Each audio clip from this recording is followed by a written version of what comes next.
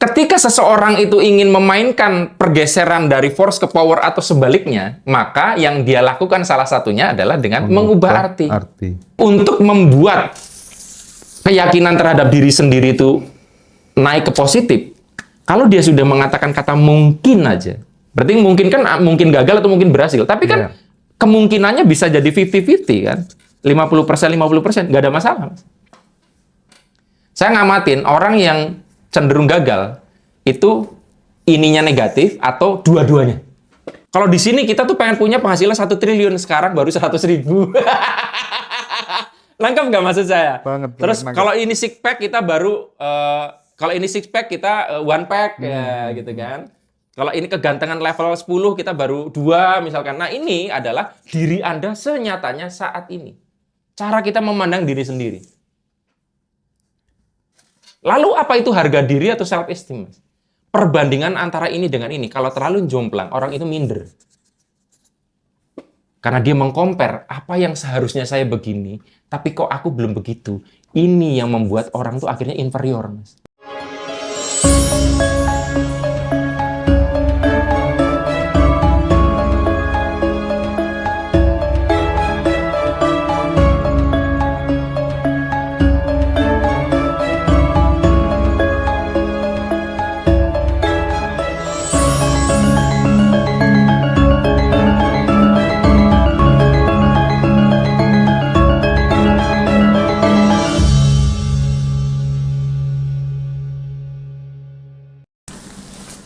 Ya, sahabat dimanapun berada, sebuah kehormatan kita bisa main ke rumah Mas Arief lagi di momentum Lebaran kali ini ya.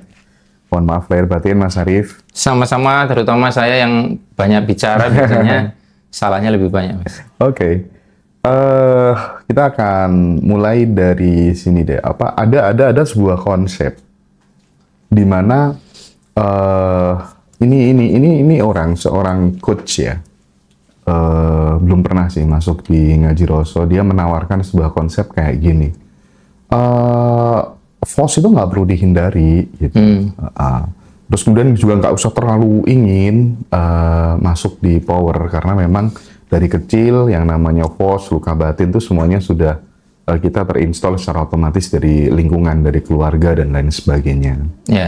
Nah, ketika muncul rasa marah, rasa benci, rasa nggak layak, dan lain sebagainya, cukup yang pertama disadari, diterima, dan disyukuri karena kita sudah dikasih rasa itu. Gitu.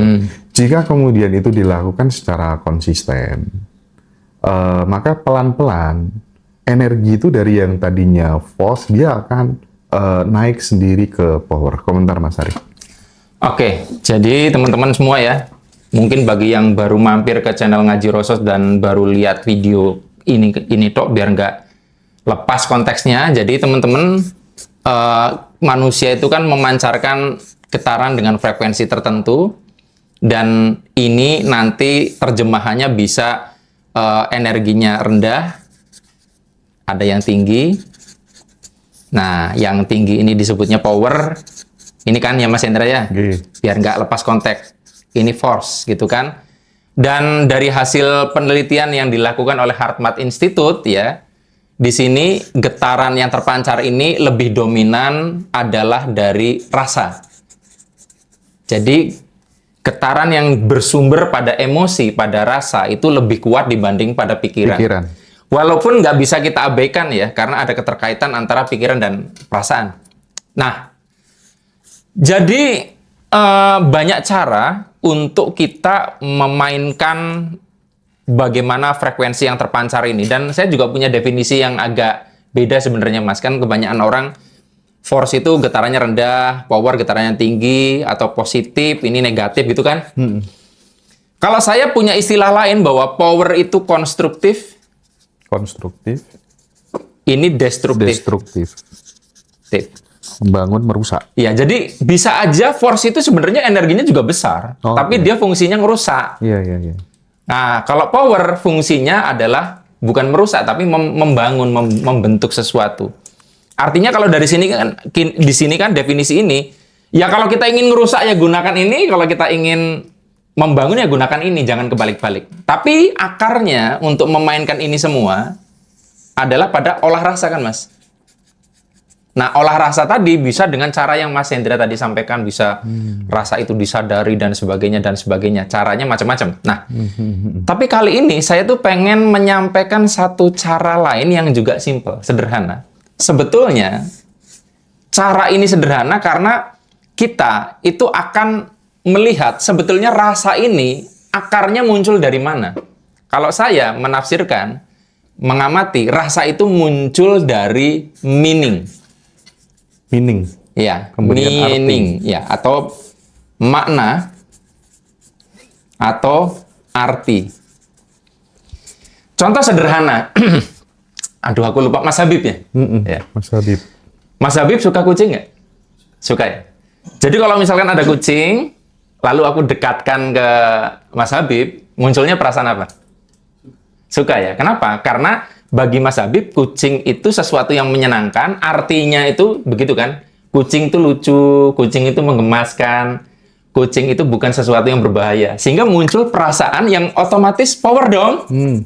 Nah sekarang, coba Mas Hendra bawa kucing yang sama, yang selucu itu, yang semahal itu, ke orang yang fobia kucing. Aku sendiri. Nah, misalkan ya, ketika ada kucing, yang muncul emosinya bukan power loh Mas, padahal barang yang sama. Betul. Karena apa? Misalkan bagi seorang Mas Hendra, di situ kucing itu adalah sesuatu yang tidak selucu itu, ya. Itu bisa membahayakan, itu mungkin mengandung virus, itu cakarnya mungkin tajam dan sebagainya, sehingga munculnya pasti force. Nah, jadi kalau kita telusuri dari proses ini, rasa yang merupakan akar dari vibrasi dan seterusnya, itu adalah akibat dari proses memberikan arti ini, Mas. Jadi kalau misalkan kita lihat dari proses ini, berarti kan kalau artinya itu beda, rasanya pasti beda. Berarti juga kalau artinya diubah, rasanya juga berubah dong, Mas. Iya, betul. Nah, jadi ketika seseorang itu ingin memainkan pergeseran dari force ke power atau sebaliknya, maka yang dia lakukan salah satunya adalah dengan mengubah arti. Nah, bagaimana cara mengubah arti? Banyak caranya, Mas. Nah, tapi di sini saya ingin kenalin ada dua. Ada yang namanya konteks, ada yang namanya konten. Yang diubah itu konteksnya atau yang diubah itu kontennya. Nah, kita mulai dulu dari yang konteks, Mas. Contoh. Ini untuk mengubah rasa ya? Untuk mengubah arti. Sehingga nanti jadi mengubah rasa. Oke. Contoh. Kalau Mas Hendra punya anak perempuan ya, Mas? Iya.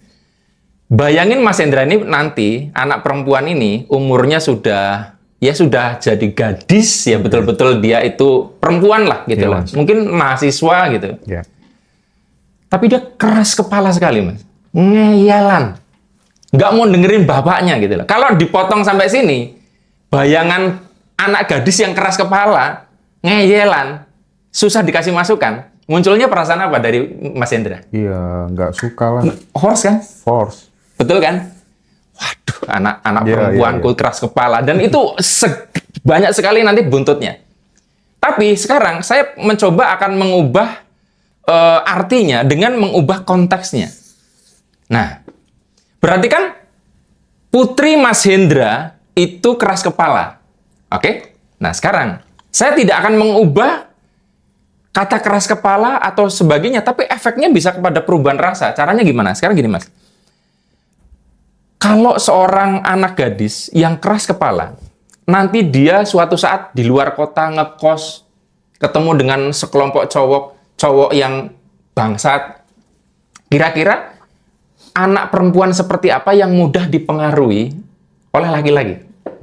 Pasti adalah anak perempuan yang tidak keras kepala. Yang nggak keras kepala. Betul kan? Nah, berarti kalau misalkan Mas Hendra punya anak keras kepala, ketika dia pergi jauh, Anda lebih merasa aman nggak? Aman dong. Nah, itu digeser ke sini. Jadi, saya tidak mengubah keras kepalanya menjadi kata-kata lain yang mungkin enggak. Oke, anakku keras kepala. Wah, menjengkelkan banget. Terus, tapi kalau dia nanti ada yang ngerayu, ada yang nyebelin, ada yang mencoba memanfaatkan dia, Ini konteksnya Iya, diubah. diubah konteksnya. Asik juga ya punya anak cewek ya. Aku merasa aman. Nah, Nggak gampang terpengaruh. nggak gampang terpengaruh. Itu kan udah ganti, Mas ya. Dengan diubah konteksnya, perasaan kita berubah. Sama seperti misalkan, Mas, aku kok rasanya minder banget. Jelas itu force dong. Kenapa? Aku minder banget, Mas. Kenapa? Karena aku kerempeng ya, Mas. Gitu. Oh gitu. Badanmu nggak proporsional dan sebagainya. Tapi kalau konteksnya adalah mereka bersama-sama kemah di sebuah hutan, lalu ada suku kanibal di situ, lalu ditangkap.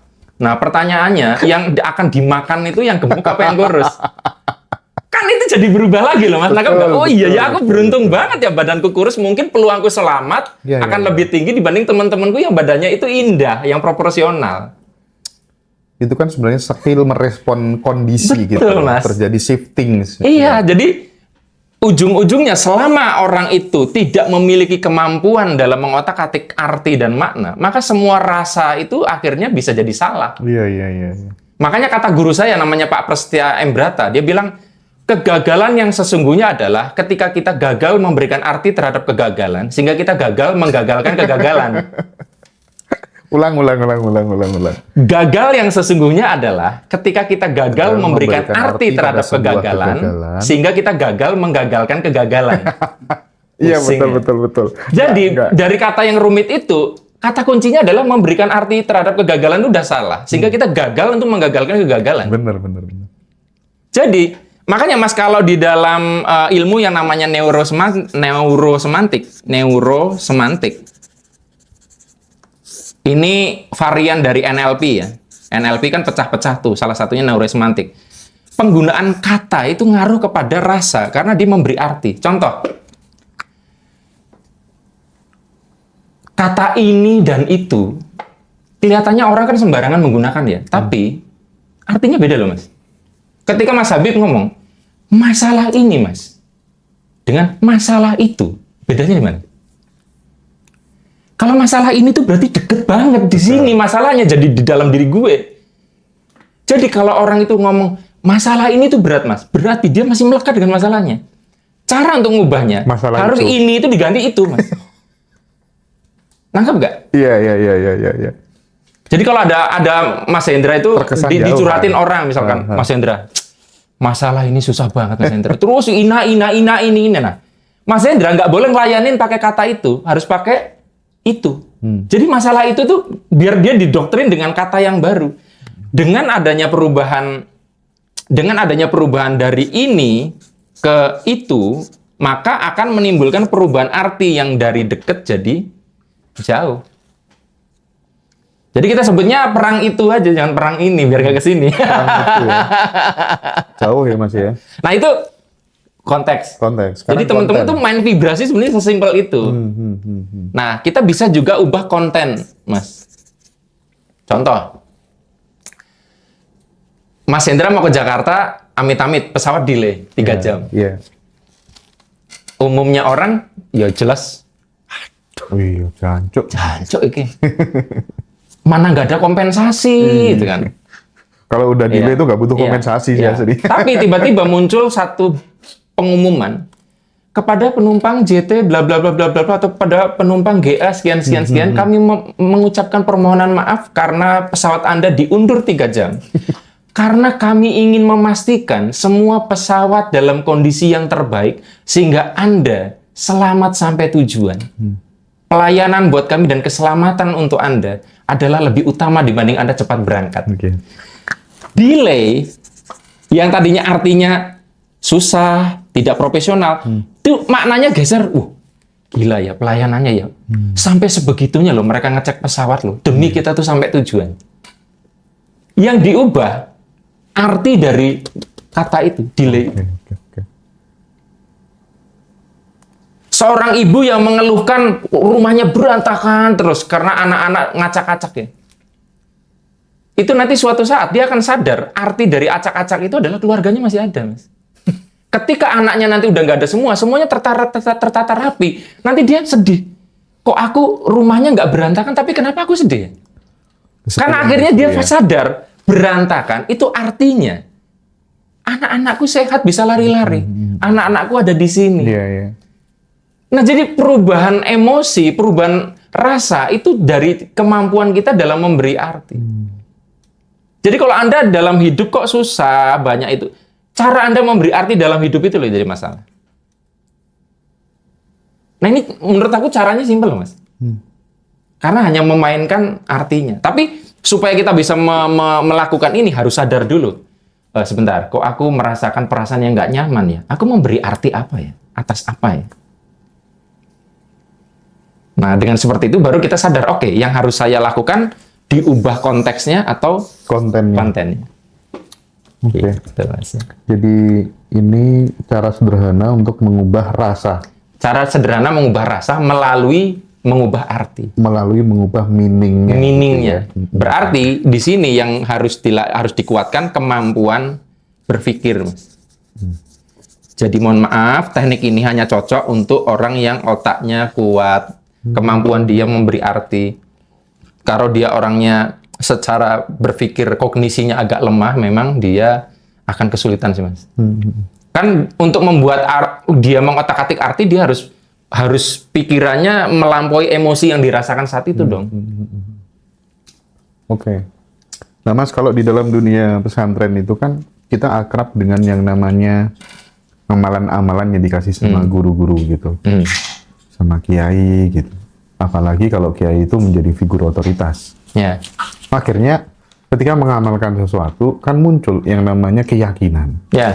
Saking yakinnya gitu ya, saking yakinnya kemudian jalan hidup yang dia alami itu tuh nggak jauh beda dengan apa yang dia yakini. Ya. Gara-gara aku ngamalkan ini terus bertahun-tahun, hidupku penuh keberuntungan dan lain sebagainya gitu. Nah, pertanyaannya, apakah kemudian manifestasi itu tetap bisa terjadi ketika kemudian seseorang itu punya keyakinan yang negatif? Yang negatif ya. Artinya kan keyakinan yang berlawanan dengan seharusnya yang menyokong. Betul. Supaya ke situ Betul. kan. Jadi gini, Mas, saya itu meyakini ya. Ini keyakinan saya. Menurut keyakinan saya. Menurut keyakinan saya. Keyakinan itu ada dua. Ada keyakinan terhadap diri sendiri. Ya. Ini nanti disebut self-concept. Nanti saya akan banyak menceritakan ini ya, Mas ya. Konsep. Dan ada keyakinan terhadap sesuatu di luar diri. Contoh, Mas ya. Matematika. Ini kan sesuatu objek di luar diri kita. Hendra. Maka bagi Hendra, diri sendiri Hendra ini. Nah, contoh keyakinan positif terhadap matematika. Matematika itu mudah. Ya. Berarti kalau keyakinan negatifnya kan matematika itu sulit, gitu kan? Berarti kalau dari perspektif ini kan, kita akan susah belajar matematika kalau punya keyakinan yang ini kan? Betul. Oke, nah. Sekarang pertanyaannya, bisa nggak kalau kita tuh punya keyakinan ini, tapi tetap bisa belajar matematika dan menaklukkan matematika itu, walaupun keyakinannya matematika itu sulit. Kuncinya di sini, Mas. Hendra itu punya keyakinan, coba ini positif negatif ya. Yang positif, saya bakat matematika. Saya tidak bakat matematika. Yang kedua. Berarti yang negatif kan ini kan? Ya. Nah, selama Mas Hendra itu ini negatif nggak apa-apa. Contoh. Oh. Matematika memang sulit, tapi saya bakat matematika. Nggak ada masalah dengan saya. Jualan tuh memang sulit, Mas Hendra. Tapi saya jago jualan. Nah, kan nggak? Jadi justru yang jadi masalah tuh orang kebalik. Ininya positif, Mas. Ya. Matematika tuh gampang, tapi saya nggak bakat. Nggak jadi. Identitas dirinya ya? Iya. Lebih menentukan. Ngomong di depan umum itu sulit. Tapi saya itu darahnya orang tukang ngomong. Tapi saya kan dibalik. Ngomong di depan umum tuh gampang, Mas. Tapi aku tuh nggak bakat ngomong. Habis. Prinsipnya powernya lebih besar self-concept itu. Makanya aku bilang, Mas Hendra boleh punya keyakinan senegatif apapun terhadap sesuatu di luar diri, tapi tidak boleh terhadap diri sendiri. Oke. Kuncinya itu. Makanya, Mas, kenapa orang kayak Arif RH yang banyak negatifnya melihat kehidupan masih tetap bisa menaklukkan kehidupan karena aku tuh positif banget terhadap diriku sendiri loh, Mas. Keren banget ini, keren. Iya ya. Kayaknya hidup itu nggak selalu, bisa juga gagal sih. Tapi saya bisa ngatasin itu.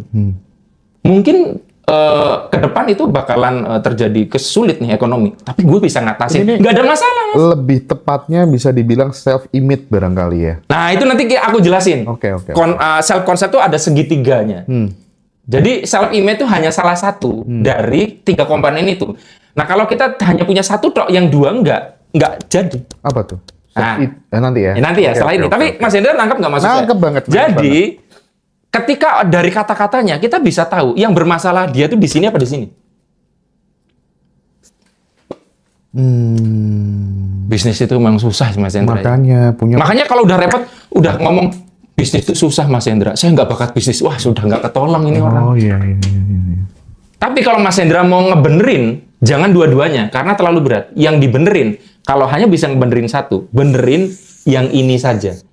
Karena kalau dia sudah punya kata, gini aja Mas, mungkin bisnis itu susah, tapi kayaknya saya mungkin bisa loh.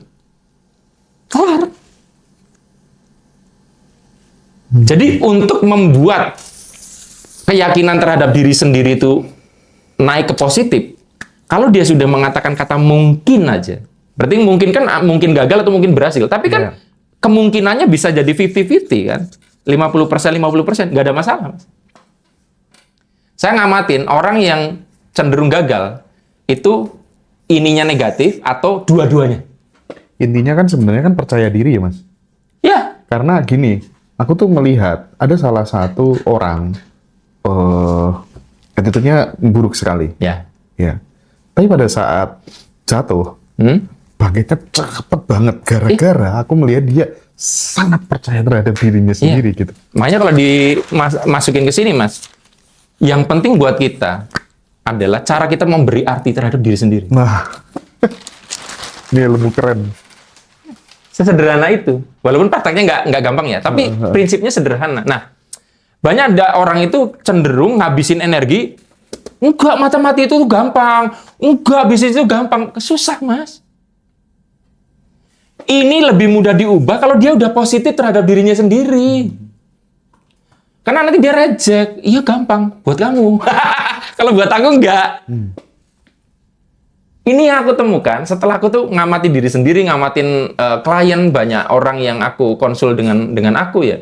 Itu kebanyakan adalah karena mereka tidak menyadari tentang perbedaan antara keyakinan diri sendiri dan keyakinan terhadap sesuatu di luar diri ini. Mupuknya itu gimana? Hah? Mupuknya itu gimana? Ah, ini nanti saya bicara ini ya.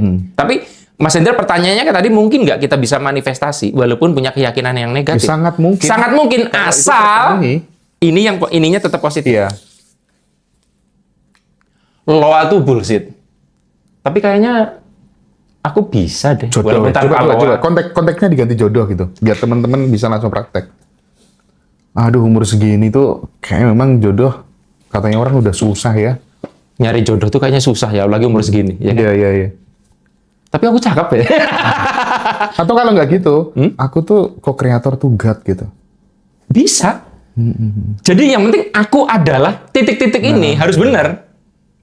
Bisa fisik, bisa non-fisik. Yang penting itu, Mas, kalau di dalam NLP, itu paling tinggi itu identitas orang kalau udah kuat. Dia itu personal branding di semestanya udah kuat. Mas, orang kalau sudah punya personal branding di dunia marketing, itu akan ibaratnya, kalau kita udah punya jeneng, gampang dikejar jenang. Ya kan? Nah, banyak orang lupa, tugas kita itu juga personal branding di hadapan semesta, loh, Mas. Kalau kita tuh sudah sedemikian punya personal branding yang kuat di semesta, aku nabi, aku rasul utusan Tuhan. Itu personal brandingnya Rasulullah itu kuat sekali. Sehingga apapun ya beres, Mas. Wah nih, gila ini. Waktu perang Badar atau perang apa tuh? Yang gila, banyak banget musuh kita nih. 10 kali apa 100 kali. Saya lupa tuh perbandingannya antara pasukan muslimin dengan musuhnya di perang Badar kalau nggak salah ya. Mohon maaf, koreksi kalau saya salah. Tapi kan personal brandingnya, aku tuh Rasulullah loh. Iya ya. Udah, abis ini. Makanya, tugas kita sebetulnya bagaimana supaya, nah repotnya Mas. Sebentar. Aku Ya. pause dulu. Ya. Kalau misalnya, Pasti ini menjawab, ini kayak sepele tapi iya ya ini kan. gimana kalau misalnya identitas itu munculnya hanya semacam kayak dibuat-buat, bukan yang sesungguhnya gitu. Contohnya gimana? Iya, maksudnya tuh belum sampai di level rasa gitu, maksudnya. Bukan sebenarnya kamu bukan itu, cuman kamu buat-buat aja di pikiranmu aja. Mungkin secara dampak powerful-nya belum ya. Oke. Tapi setidaknya kan itu mengawali dari sesuatu dari situ kan. Ya Udah kayak mulai nyicil ibaratnya ya. iya kayak sebenarnya identitas itu juga diberikan sejak kita kecil kan. Anakku Hendra pinter gitu. Itu kan sebenarnya sudah coba diperhatikan baik-baik. Mungkin orang tua itu sering menginjeknya di sini. Anak kayak pinter gitu loh. Terus nanti dia ngomong lain kali setelah muji anaknya pinter terus bilang, "Le, duitnya aja diabul-abul, golek duit ki angel." Jadi di satu sisi dia nginjek anaknya hebat, anaknya pinter, tapi nginjek juga cari duit itu susah. Ini kan legitimasi dari tetangga, dari masyarakat ngaruh juga ya? Iya. Tapi sekali lagi orang tua yang masih nginjek anaknya itu bagus, nggak apa-apa walaupun dia nginput yang lain. Oke. Yang repot itu orang tua yang sedemikian gampang cari duit, tapi terus dia bilang, kamu tuh nggak bisa kayak papa, nggak bakal. Nah ini Mas, sampai sini jelas ya? Sangat jelas, Mas. Ini banyak orang Mas ketika aku jelasin ini, langsung, aku ngerti sekarang masalahku di mana Mas. Aku tuh jelek terus ngeliat diri sendiri. Aku tuh mikirnya justru, aduh Mas Arif, ilmu kayak gini dibagi gratis di Ngaji Roso ya Allah. Jadi aku udah nggak ngurus lagi gitu. Maksudnya ini nih video ditonton berapa orang tuh itu sudah nggak tujuan gitu. Aku tuh pengen bener-bener memberi arti, memberi manfaat bagi banyak orang aja gitu. Kebetulan selalu ketemu orang-orang yang baik lah. Menurutku ini sudah blessing sekali gitu. Mas Arif bisa membagikan ilmu-ilmu kayak gini di Ngaji Roso gitu. Dan Mas aku izin Mas, 2 buku di belakang itu yang holistik sama kitab ilmu vibrasi. Kemarin tuh kan aku bawa banyak ya. Ya. Di mobil tuh kan banyak dan kitab ilmu vibrasi itu langsung ludes Mas. Iya kan? Langsung ludes gitu. Tolong Mas diambil dan tunjukin ke teman-teman minimal. Dan buat teman-teman yang nanti reuni Badan Revolution di Surabaya, kita Ngaji Roso udah sediakan buku kitab ilmu vibrasi dan holistic life. Itu nanti teman-teman bisa pesan dulu ke admin yang sudah tergabung di grup ya. Udah 100 lebih berapa gitu yang sudah join di Surabaya. Itu 2 buku ini nanti akan ada di display di Surabaya. Ya. Nah, ceritakan sedikit Mas tentang 2 buku itu. Ini 2 buku yang direkomendasikan sama TVB juga. Oh gitu ya. Ya sebelumnya terima kasih untuk TVB ya. Kemudian makasih untuk Mas Hendra ya. Jadi ini sebenarnya buku keempat dan kelima saya Mas. Jadi saya tuh punya buku 5, 1, 2. Cuman 1, 2, 3 itu sudah anggap aja nggak ada deh gitu loh. Sehingga ini penyempurnaannya. Jadi buku kitab ilmu vibrasi itu bicara tentang apa ya? Ya yang tadi sebagian kita bahas, force, power dan sebagainya. Dan yang buku ini itu adalah buku yang melengkapi yang belum dibahas di sini Mas. Termasuk membahas tentang sedikit tentang ketuhanan apa di sini. Kenapa nggak dibahas di sini? Karena terlalu berat. Jadi ini tuh bukunya sangat terstruktur, ini bukunya random, jadi boleh dibaca dari mana aja. Nah, yang jadi persoalan kadang kan gini Mas, banyak orang malas baca. Tapi Anda boleh pegang kata-kata saya, buku saya itu beda. Pertama, tulisannya gede-gede. Betul. Spasinya gede-gede. Sehingga orang yang usianya 50 tahun pun matanya masih lihat. Dan bahasanya itu kayak obrolan Kedua, bahasanya kayak bahasa obrolan, bahasa Facebook. Benar.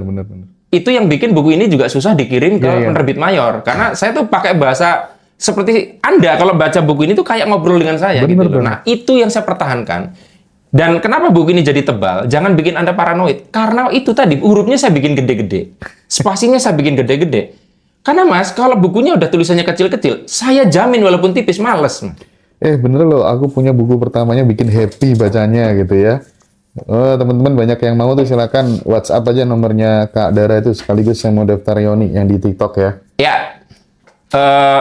Dan saya sampaikan di sini, jangan khawatir yang didistribusikan oleh Ngaji Roso itu original. Dan sudah bertanda tangan penulisnya. Iya, ada di dalamnya. Jadi semua buku udah ditanda tangan. Kayak gitu, Mas. Aku dulu nyari yang holistic life nggak ketemu Karena baru novel bajakan. Maaf ya Mas. Banyak kok yang minta maaf terus akhirnya Iya. beli Mas. Jadi karena Silakan. mereka nggak tahu. Teman-teman silakan hubungi nomor yang udah disematkan yang mau bukunya Mas Arif dan yang mau join acaranya reuni nanti di Surabaya sama Teh Feby sama Mas Arif dan sama Misteri Guest ya. Ya. Oke. Kita lanjut. Nangkep ya Mas ya, Arif, yang ini ya? Nangkep. Self konsep. Silakan di breakdown turunannya. Nah, sekarang kan buat saya ya idealnya ini diberesin dong. Cuman balik lagi, ini belakangan nggak apa-apa. Yang kudu diberesin ini nih. Itu yang paling urgent ya. Urgennya ini. Nah, diri sendiri ini, keyakinan terhadap diri sendiri atau istilah saya konsep diri atau self concept itu pilarnya ada 3 Mas. Self concept ini. Atau apa tadi? Konsep diri. Iya. Atau keyakinan terhadap diri sendiri. Diri sendiri. Jangan komentar tentang tulisan saya nggak bagus. Itu memang dari dulu. Gitu loh. Ya, keyakinan terhadap diri sendiri. Nah, gitu. Nah, ini ada 3 Mas di sini. 1 adalah self ideal atau diri ideal. Ini adalah self image yang tadi Mas Hendra bahas, image, citra diri, dan di sini adalah self esteem, Itu banyak yang belum bisa bedakan tuh self image dan self esteem. harga diri. Yang menentukan nanti kita bagaimana ini Mas, tapi ini adalah akibat dari ini dan ini. Nah sekarang ini. Semangat teman-teman, ini sekarang di breakdown. Wow, kita bisa bayar ya. Ngeri. Ayo Mas, gas. Gini Mas ya, kenapa aku tuh apa namanya sampai tak seriusi pakai flip chart macam-macam. Karena Mas Hendra tentunya dari sekian banyak orang datang ke sini milih saya untuk berbagi kan punya pertimbangan. Nah kalau saya nggak tanggapi dengan serius, saya berbaginya setengah-setengah kan nanti juga akhirnya ngimpact juga ke Thank you. Mas Hendra ya. Jadi terlepas terserah orang komentar gimana, saya pengen berbagi all out gitu Ya. loh Mas ya. Nah, gini teman-teman ya, diri ideal adalah diri yang kita angen-angen. Hendra tuh pengennya jadi kayak gitu. Idealnya seorang Arif Verha, seorang Hendra tuh Baik gimana itu gitu? kualitas fisik atau non fisik. Misalnya, "Duh, aku tuh pengen badanku kayak Adere. Itu diri ideal secara fisik. Aku tuh pengen kecerdasanku tuh kayak Habibie. Itu secara kecerdasan itu. Nah, diri ideal tuh Mas, bisa fisiknya nyatut dari Adere, kecerdasannya nyatut dari Habibie, wajahnya pengen kayak Tomingse gitu. Jadi nangkep nggak? Kita tuh mengagumi beberapa kriteria lalu digabungkan jadi diri idealnya Hendra. Nangkep Itu nggak? bisa jadi self ideal ya. Kompilasi, jadi kayak cabutan dari mana-mana gitu loh. Dan bisa juga model gini. Aku tuh nanti kerjakan hobi aja yang seneng-seneng aja. Kalau Mas Arif kan nyanyi Ya, apa ya, segala ya, macam dia nge-game, Iya. kumpul dengan orang-orang yang aku sayangi, Ya. punya penghasilan tak terhingga Ya. itu bisa masuk self Bisa ideal. masuk, lalu terus nanti kerucutnya orang yang kayak gitu tuh siapa aja. Oh, oke. Karena gini Mas, yang Mas Hendra jelaskan tadi itu kan apa. Nanti ya jadi masalah, apa itu belum jelas. Gue bisa nggak ya jadi yang apa itu? Nah, referensinya harus ada orangnya. Siapa yang udah kayak gitu? Habibie, ini. Nah, membuat kata siapa ini bahwa kalau sudah ada yang achieve di situ, berarti possible dong Hendra bisa kayak gitu. Makanya saya bilang, apapun dream Anda, impian Anda, harus ada siapanya sebagai representasi, sehingga Anda melihat wujudnya. Makanya di semua agama, itu sosok itu ada mas siapa itu. Iya. Al-Quran itu apanya? Siapanya Muhammad gitu loh. Model gitu tuh ada. Nah, banyak orang mas, itu hanya punya apa, tidak punya siapa. Jadi akhirnya bingung, nggak konkret. Kedua, mau berguru ke siapa nggak jelas. Tapi ada orang yang dengan apa saja itu dia sudah bisa menerjemahkan dengan jelas. Tapi kalau merasa belum jelas, siapa ini harus representasinya. Kayak misalnya, aku kok pengen bisa jalan-jalan bebas ke luar negeri. Nah, yang udah kayak gitu tuh siapa yang dikagumi sama Mas Hendra? Oh ini. Jadi semakin semangat kan lihat vlognya dia, menguatkan tentang imajinasi. Rasanya juga dapat. Itu dia. Kenapa harus ada siapa? Karena nanti bisa melihat bahwa di luaran sana ada yang sudah di situ. Jadi makin iya lah, paham. Nangkap ya? Paham. Nah, apa diri ideal Anda tuh? Mas Habibie itu pengen, misalkan aku tuh pengen punya skill nyuting pakai kamera itu seperti ini. Itu ada kan kriteria. Nah, ini adalah diri ideal. Kalau yang perempuan, misalnya aku tuh pengen rambutnya kayak Suyu Twice, ya, aku pengen giginya kayak siapa, misalkan. Nggak masalah, campuran. Itu namanya diri ideal. Nangkap ya, Mas? Berarti kalau diri ideal, itu belum ada pada diri kita. Betul. Oke. Kita belum sampai. Citra diri adalah kebalikannya ini. Kita itu memandang seperti apa sekarang. Iya. Kalau di sini kita tuh pengen punya penghasilan 1 triliun, sekarang baru 100.000. Lengkap nggak maksud saya? Banget. Terus kalau ini six pack kita baru, kalau ini six pack kita one pack ya gitu kan. Kalau ini kegantengan level 10 kita baru 2 misalkan. Nah ini adalah diri Anda senyatanya saat ini. Cara kita memandang diri sendiri. Lalu apa itu harga diri atau self esteem? Perbandingan antara ini dengan ini. Kalau terlalu jomplang, orang itu minder. Karena dia mengcompare apa yang seharusnya saya begini, tapi kok aku belum begitu. Ini yang membuat orang tuh akhirnya inferior, Mas. Nangkep maksudnya? Nah, sekarang pertanyaannya. Harga diri ini yang nilai orang luar, Diri orang sendiri. lain? Oh, diri sendiri. Karena kan yang tahu perbandingannya. Loh, kita itu iri dengan orang lain, minder dengan orang lain, karena kita merasa bahwa gue tuh seharusnya kayak dia, bagian dari ini kan. Oke. Aku misalkan deket-deket dengan Om Deddy Corbuzier. Dia sebagai orang yang mungkin sudah penghasilannya sangat besar, dan buat aku, idealnya aku di situ bisa minder aku. Di hadapan dia itu bisa minder, Mas. Nah, berarti kan di sini pertanyaannya, berarti kan orang itu baru. Jadi sebenarnya, Mas, keyakinan terhadap diri sendiri yang saya maksud di sini. Nih, saya bisa atau tidak. Ini. Tapi ini tuh akibat dari perhitungan ini. Jomplang tidaknya. Nah, gitu ya. sekarang pertanyaan, kalau jomplang gimana? Berarti kalau orang jomplangnya begini, ini timbangan nih. Citra dirinya, bobotnya ringan, diri idealnya lebih berat. Berarti kan cara dia memandang diri sendiri bobotnya lebih rendah dibandingkan diri idealnya. Orang ini nggak pede, Mas. Nggak pede itu jadi self esteem. Iya, nggak pede di sini akhirnya. Karena kan gini, aku tuh punya harapan aku tuh seharusnya begini banyak banget, sementara bobotku terhadap diri sendiri tuh ringan. Berarti kan jauh, Mas. Ini masih 1, ini 100, ini 1, ini 100, ini 100. Nah, orang nggak pede itu biasanya karena dia punya diri ideal yang terlalu jomplang dengan cara dia memandang diri sendiri. Nah, kalau dibalik gimana? Diri ideal, lalu citra dirinya tinggi gini. Ini orang pedenya over, Mas. Orang NPD itu kayak gini. Nah, jadi bagaimana? Gimana tetap ada jomplang, tapi jomplangnya nggak banget, Mas. Itu dia, makanya kalau orang di sini harga diri, cara dia menghargai diri sendiri itu rendah, maka yang harus kita perbenerin bisa ininya atau ininya. Contoh, wah, cara dia memandang diri sendiri terlalu rendah. Ini dinaikkan, sehingga bobotnya bisa ngimbangin ini. Nangkep nggak, Mas? Cara naikkannya? Iya. Misalkan dia bilang, dia punya harapan gantengnya kayak artis A. Lalu dia memandang seberapa jarak kamu dengan artis A. Wah, 100, aku masih 1. Nangkep ya? Berarti kan dia memandang dirinya sangat rendah. Biar dia naik kan harus ada support tuh. Nah, bisa aja, akhirnya dia, coba kamu tanya ke teman-temanmu, kamu itu sebenarnya sejelek itu atau tidak? Nah, lalu dia dapat input dari teman-temannya. Kamu tuh nggak sejelek itu loh. Kamu tuh lumayan cakep loh. Terus yang ngomong cewek-cewek. Dia akhirnya memandang dirinya itu tidak seburuk itu. Karena ada data yang sudah berubah. Betul. Kan data itu diperlukan. Banyak orang itu tidak mau mengumpulkan data itu.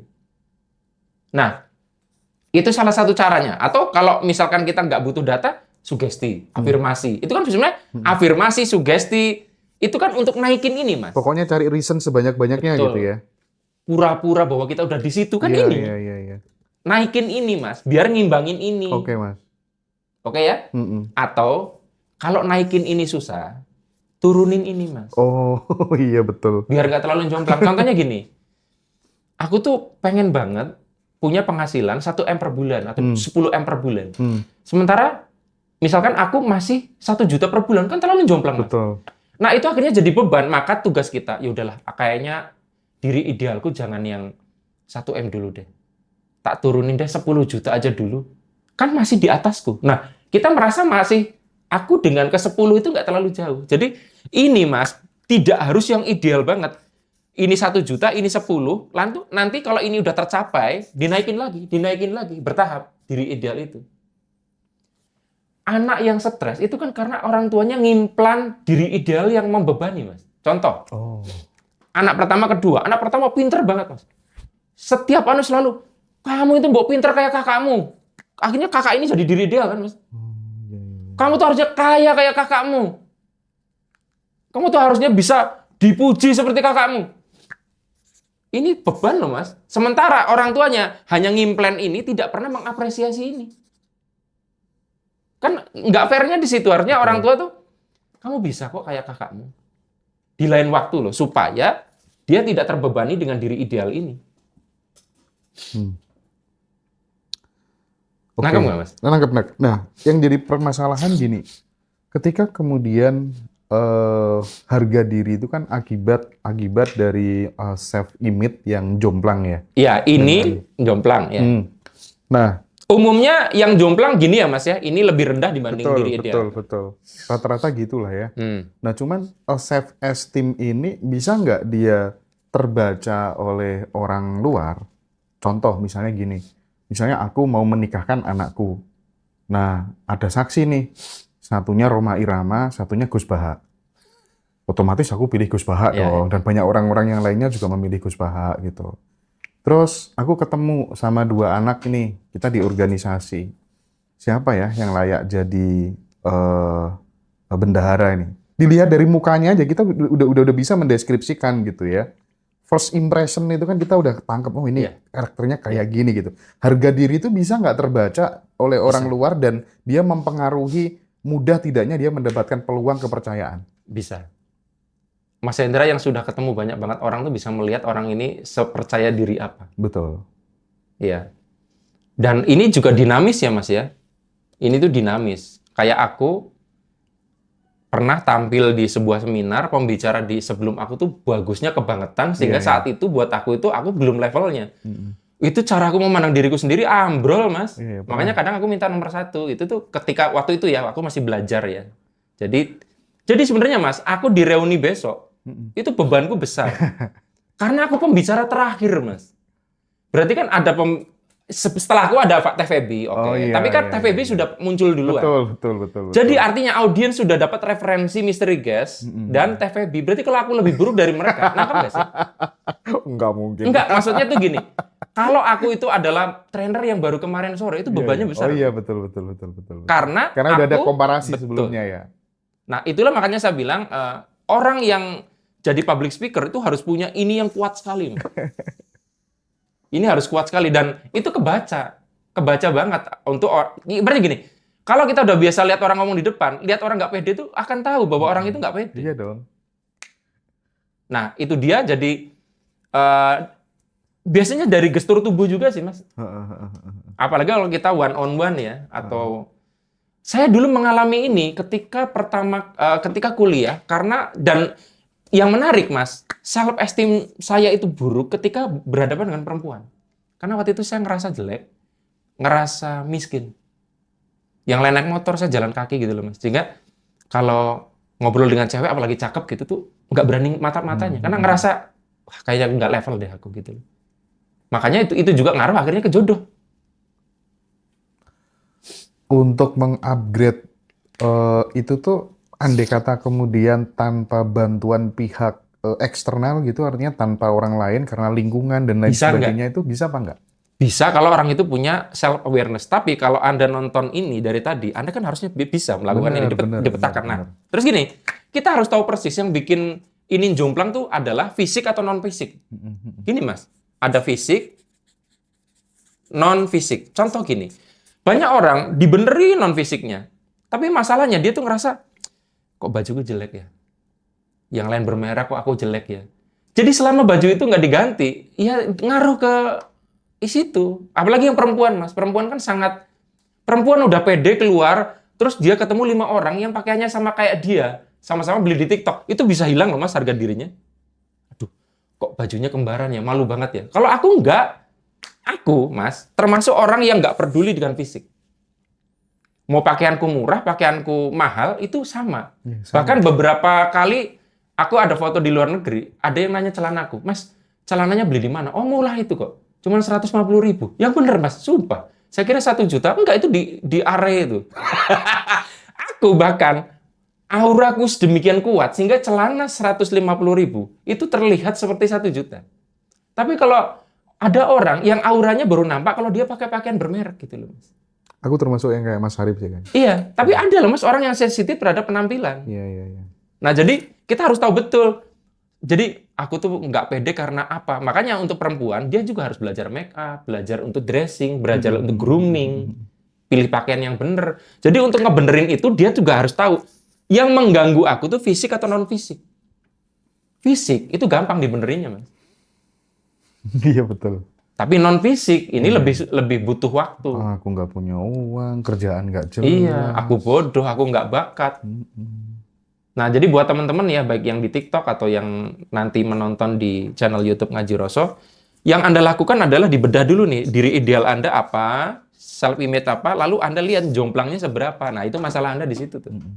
Kalau misalnya nggak ada guru, udah pokoknya tonton Ngaji Roso, tonton channelnya Iya. Arif Verha Vibrasi gitu. Itu otomatis kok. Yakin, Iya. aku yakin sih, Iya. yakinnya karena batu itu sekeras apapun kalau ditetesi air, Iya. lubang Asal ya, Mas, ya. Anda seperti batu itu tidak beranjak dari tempat tetesan batu. Nah, Kalau yang jadi repot kan kadang ilustrasi itu tidak berguna. Sekarang gini, kalau batunya itu punya kaki, pindah, itu nggak bisa ditetesin. Iya, Mas. nggak bisa lubang. Itu yang menyebabkan ada orang yang nggak berubah-berubah karena mau ditetesin menghindar terus. Ditetesin sekali, terus habis itu kabur. Oke. Ya, jadi ini karena gini Mas, ketika kita bicara vibrasi kan sebenarnya hanya output luar yang nanti akan dibaca semesta. Personal brandingnya semesta itu dalam bentuk fisikanya tuh ini ibaratnya gitu, bentuk elektromagnetiknya. Tapi kalau dicari-cari kan dari rasa itu dari arti, cara dia memberi arti terhadap diri sendiri bagaimana, akhirnya nyambungnya ke sini. Jadi ilmu vibrasi kelihatannya hanya bicara getaran, gelombang, akhirnya dalam loh Mas ini. Loh, ini kan udah kita bicara seperti Windows dipecah nanti DOS terus sampai ke BIOS itu dalam banget loh Mas. Clear ya teman-teman yang tentang self concept ini ya. Ya. Self ideal. Jadi saran buat self Anda, esteem. kalau Anda di sininya belum terlalu baik, naikkan ini atau kalau susah turunkan ini sedikit. Biar Anda merasa masih possible. Makanya kalau kita punya impian terlalu tinggi itu kadang malah bikin demotivasi, Mas. Iya. Karena terlalu impossible untuk kita raih. Gitu. Oke. Jadi sebenarnya untuk meninggalkan self image itu banyak cara dan pilih senyaman teman-teman bisa berkawan dengan yang levelnya di Betul. atas. Betul ya. Ya. Banyak lah ya Mas ya. Kalau Mas Harif tuh pokoknya senyamannya, pilih-pilih konsep, cara, metode yang paling pas, paling nyaman buat teman-teman gitu. Ya. Tapi balik lagi ini hanya versi saya ya Mas ya. Oke. Kalau misalkan Anda nggak cocok dengan cara ini, nggak apa-apa. Tapi kalau menurut saya ini salah satu cara sederhana untuk nge-breakdown diri sendiri. Jadi ini tuh kan kayak kita ngebongkar dalamannya gadget loh Mas. Iya, Dibongkar sampai ketahuan komponen-komponennya. Sip. Ini ilmu mahal teman-teman. Serius, ini ilmu mahal. Aku dapat materi ini bayar Ini kayaknya baru kita bahas ya? setengah. Iya. Bayar 8,5 tuh ikut kelas ini. Iya serius. Salah satunya dapat ini sih. Ya. Nah, selanjutnya gini Mas Harif.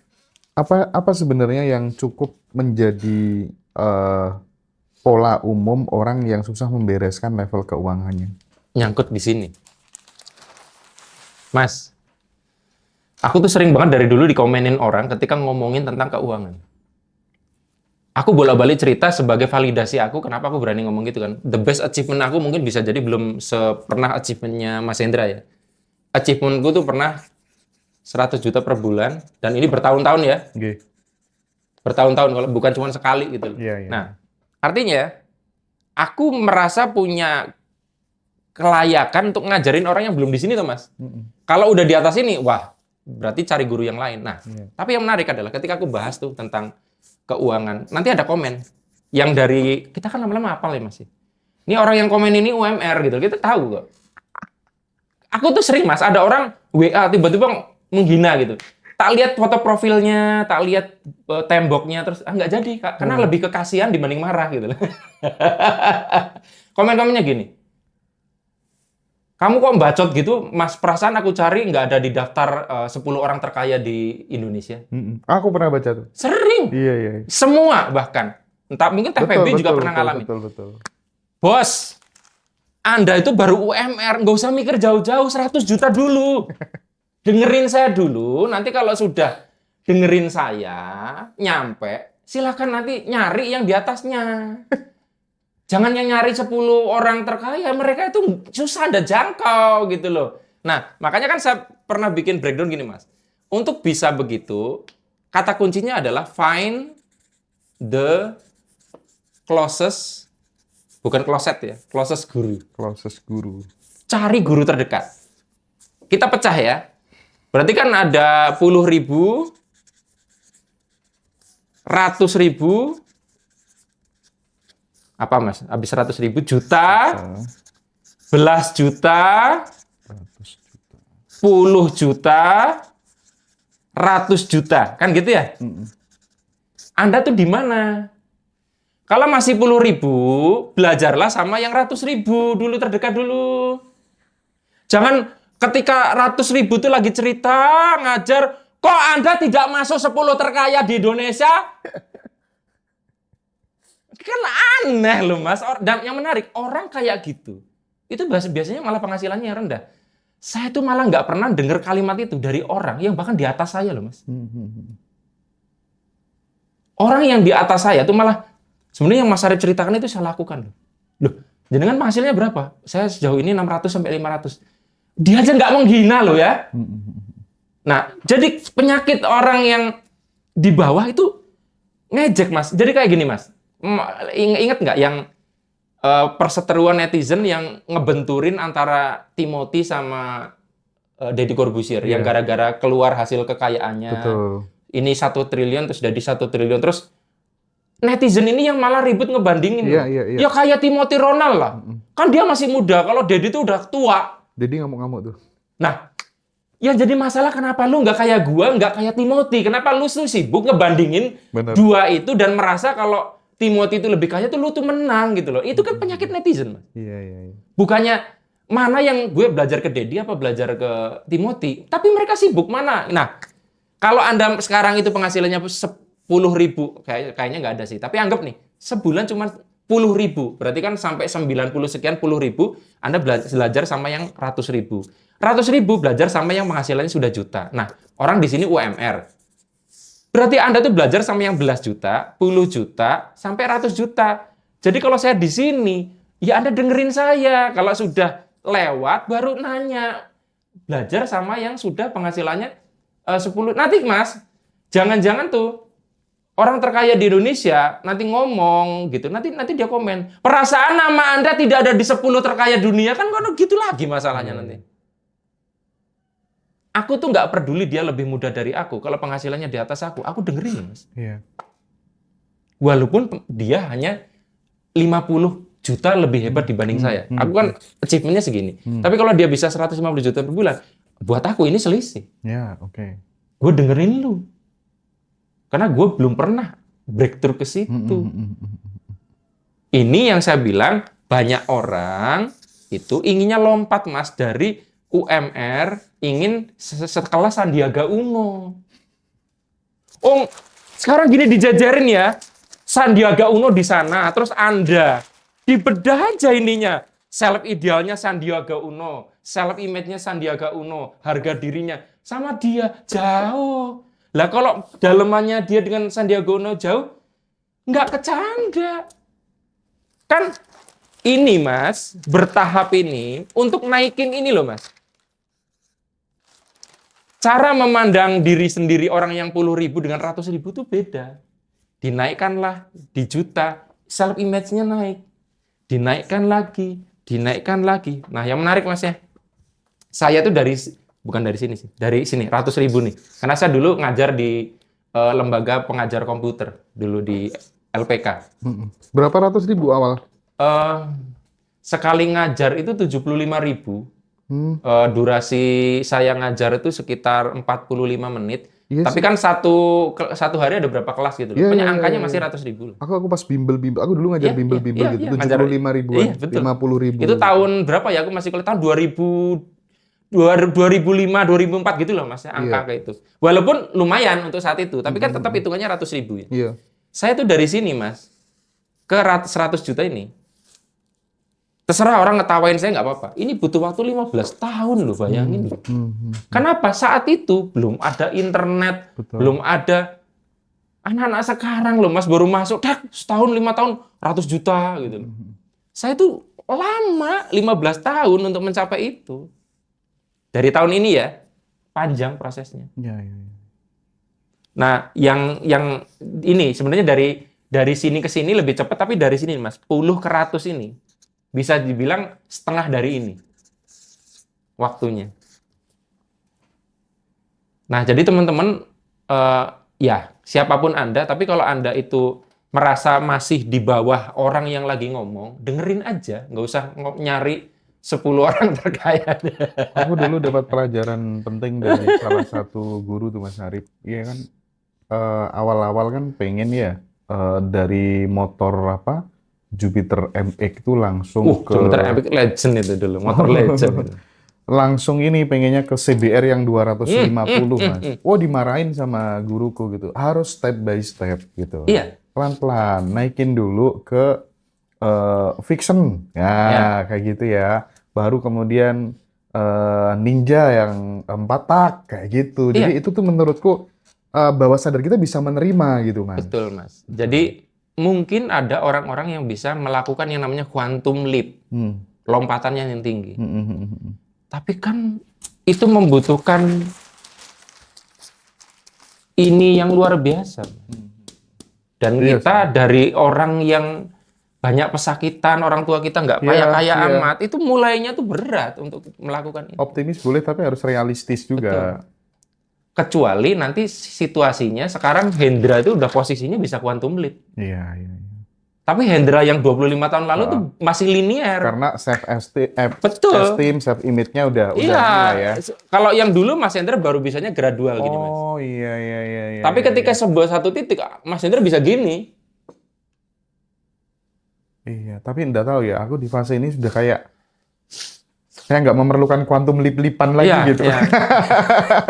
Tapi maksudnya tuh, kalaupun ada orang yang bisa di usia tertentu, kayak contohnya Kolonel Sanders, itu Iya, quantum leap Sanders. di usia berapa kan? Maksudnya itu Iya, mungkin karena citra dirinya udah terbentuk Iya, saat iya, itu, iya, dan iya. sebagainya. Mas. Padahal dipenuhi kegagalan beratus-ratus Iya, kali ya. jadi orang itu makanya disebut ada waktunya, ada masanya, karena membangun pondasinya ini. Ilmu mahal Pak ini Pak. Praktek semua ya teman-teman ya. Sip, praktek semua. Pada Ayo. paham nggak tuh? Paham. Ya. Ini hadiah lebaran buat teman-teman ya. THR dari Mas Arif ini. Teman-teman memberikan apa ke Mas Arif ya? Yang penting Tonton teman-teman channelnya aja ya teman-teman ya. Ya. Tonton channelnya, join di kelas channel membernya Arif RH Vibrasi. Yang pengen jumpa beliau langsung, monggo nanti 28 25 April di Hotel Plaza Tunjungan ya Bib ya. Surabaya sama TVB. Pokoknya nggak bakal nyesel teman-teman yang join ke sana. Kalau nggak bisa offline, bisa ikut online juga ya. Oke. Ada gambaran Mas sudah ya? Oh, Ini itu clear. Udah. ini yang sekali. saya maksud sebagai penyakit umumnya. Kenapa saya sebut? Mungkin banyak penyakit orang pada umumnya, tapi ini paling sering saya lihat. Paling sering saya lihat. Malah kemarin menarik tuh, ada orang nanya ke saya, Mas Arif, penghasilan saya saat ini di bawah 100 juta. Apakah dia 60 juta sebulan apa 75 juta sebulan? Apakah boleh Mas ikut mentoring? Ya boleh-boleh aja kan. Memang di bawah itu. Enggak, karena saya sebelumnya 500 sampai 600 sebulan.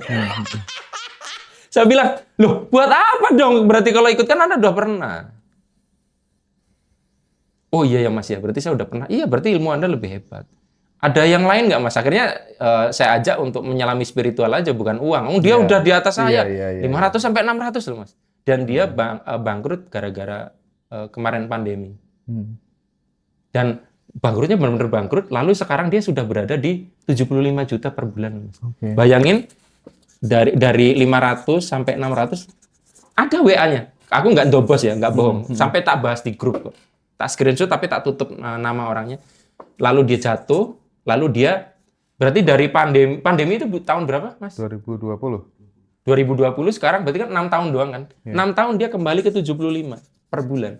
Orang kalau sudah punya jejak kayak gini, balik ke sini gampang. Nah, banyak orang ke sini setengah mati loh, Mas. Bagi dia 75 juta itu receh.